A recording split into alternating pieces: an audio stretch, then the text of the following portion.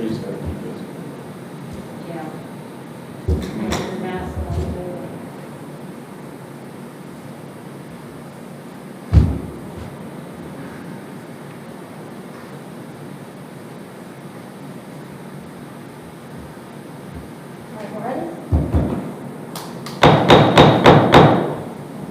I'd like to call to order the regular school board meeting for Tuesday, November 3rd, 2020. At this time, if you're so inclined, please join us for the invocation. Rise and join us for the invocation of prayer. Our Father, who art in heaven, hallowed be thy name. Thy kingdom come, thy will be done, on earth as it is in heaven. Give us this day our daily bread, and forgive us our trespasses, as we forgive those who trespass against us. And lead us not into temptation, but deliver us from evil. Thine is the kingdom, the power, and the glory forever. Amen. I pledge allegiance to the flag of the United States of America and to the republic for which it stands, one nation, under God, indivisible, with liberty and justice for all.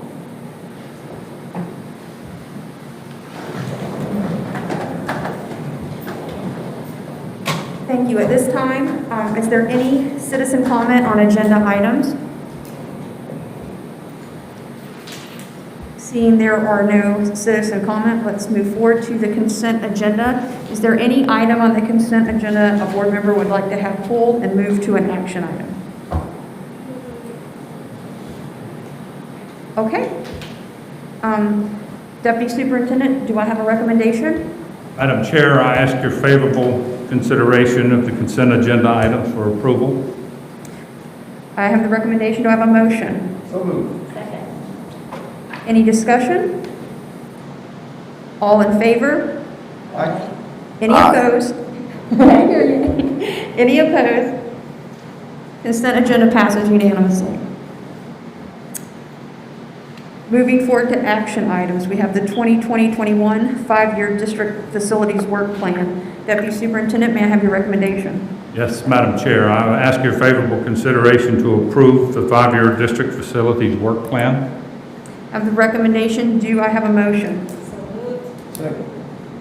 Any discussion? I do. Mr. McCarthy, when I'm looking at the plan, I guess basically my concerns are budgetary going forward, and is this an amendable plan? Like, because we really don't know. Yeah, this doesn't lock us into anything. Like we do this every year. It's a plan. It's similar to your budget. It's what you're planning to do. It's not what you're locked into doing. So yes, if something happens, we can change it. It's not. We don't have to buy the number of buses. We don't have to buy the number of modulars. That's entirely flexible. It's just what we're planning to do. Okay, that was my only comment. I know that we're facing an unknown financial future in the state as it applies to whether we'll be able to use CARES money to fill that state deficit. And so I just wanted to know and just ensure that there's flexibility in that plan. Okay. Madam Chair. Yes, sir. I do have a question. I think we discussed it. It's been quite some time ago. Can you refresh my memory on the cost difference between building a building versus the modulars? It's and I don't run the numbers, but basically the modulars are about $100 a square foot, and a permanent building is about $200 a square foot. At least the last time we were bidding. It changes based on the design, but that's basically what we're looking at now. The life of a modular versus the life of the building and how you can remodel it, the quality of the education and that stuff that goes into it are a whole other discussion. Right. And funding for the reason, my understanding, basically the reason you're in the situation where you are now is we can piecemeal and buy a modular in at $100,000 or $200,000 or $300,000 because we don't have $2 million sitting in the bank to go build a building. Right. So that's partly a planning issue, but partly just a need issue. So, I wasn't here. They were working in the plans in 2008 on building a new school. Mm-hmm. just got shelved when the bottom fell on the financial side of it, and since then, all we've done is modular, so. Okay. Times change and the planning changes, so we'll see what happens moving forward. Absolutely. I was just kind of wondering, I mean, if it would be, you know, wise to maybe start leaning, trying to look that direction on maybe building a couple of, you know, where we put a modular, let's look to see what it would cost to build a couple of classrooms right there. And, So that'll be a discussion, you got a new superintendent coming, so that'll be a new discussion and plan on how and where that would happen. yeah,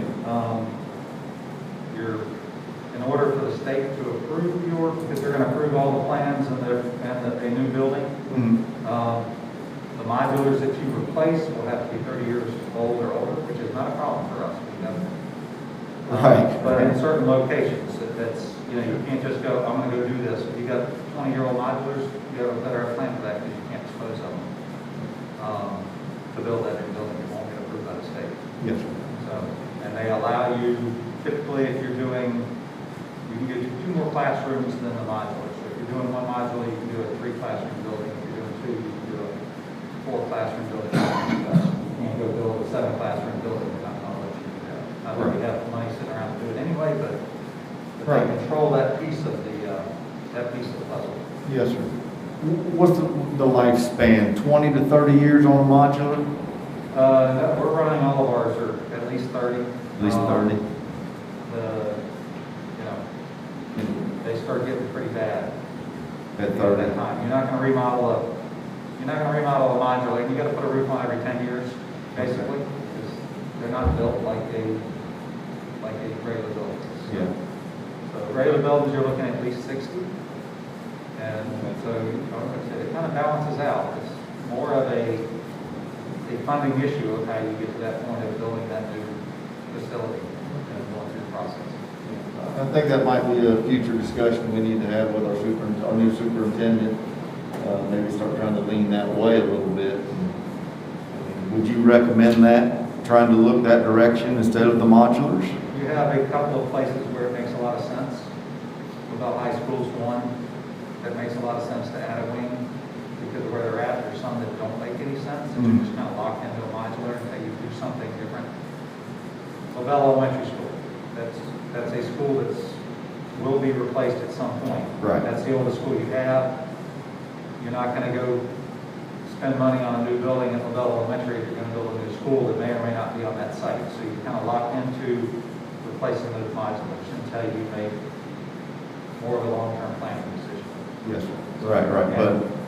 And it's a 5-year, pretty much if you tell me to go today, it's about a 5-year process to get done with the building. So by the time you have architect selection, design, approvals, construction, that kind of stuff. So in the meantime, you may still be doing some modulars in between, depending on what you're doing. Sure. Okay. I think that's something that I personally believe that we need to start looking into a little bit. So something we can put on our radar for the new superintendent if everybody is agreeing on that. Absolutely. All right, thank you, appreciate that. That was all I had. All right, thank you. Any further discussion? All in favor? Aye. Any opposed? Action item A passes unanimously. We move forward to board member business. Item A, FSBA FADS Annual Joint Conference. I think they're looking for an indication of whether we want to enroll for this. I'm going to pass on this one. I'd rather say my professional development allocation for the finance forum, but I didn't know. I think Mr. Sammernight is going to want to as a new board member, but I guess we need to let everybody know. I personally will not be doing the virtual conference. No. I'm not going to do that conference today. Mr. Brown, do you have what you're going to do? No, ma'am, I won't be attending. Okay. All right, and then we just have FYI for a financial statement. And I think we may have set a record for shortest school board meeting. Do we have any other board member business? Reverend Brown? No, ma'am. Thank you. Mr. Bascom? No, we're good, thank you. I just want to say, thank you for this opportunity for the last year to serve as chairman, and I really appreciate it. I think that this was a year that many of us, all of us, probably could have never anticipated.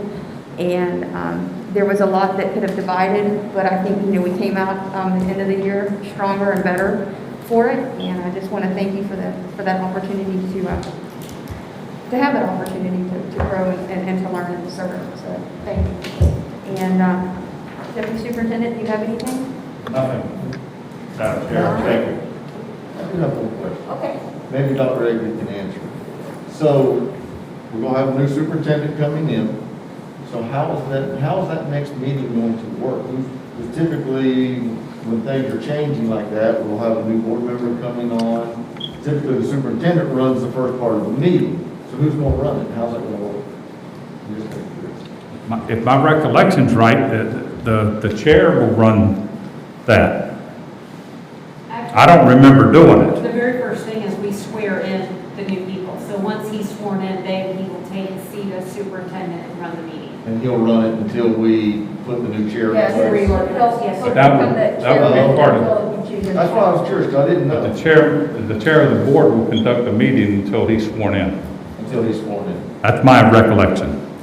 I think it's that's the first thing, that's before the meeting, before you even wrap the gavel. Okay. And so he's sworn in, and We do the pledge and then we swear in. That's what I thought. Stay tuned, we'll all be surprised. So, I'm just, that way we know what we're doing, so that we need to We'll check on that. get the clarification on that, and then send that out to we send that out to the board, and so we're all on the same page, and the superintendent-elect, get that information to them, as well as our new board members and the present board, so we know what we're doing. Didn't mean to put you on the spot, I just didn't. No, that's okay, but my recollection was that that's part of the agenda, and it's outlined on there as to the order and sequence of events. Okay, Maybe I'm wrong, but that was my recollection. you're right or not, Okay. I have no clue. All right, guys, so with that, meeting's adjourned.